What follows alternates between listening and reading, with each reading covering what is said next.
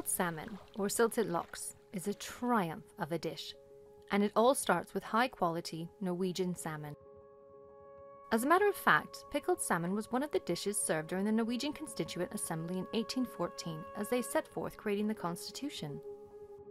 A good dousing of salt and an hour in the refrigerator provides a quick cure for the salmon fillets.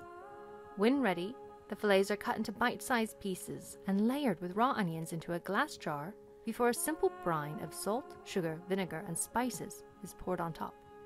A night in the refrigerator brings all of the flavors together.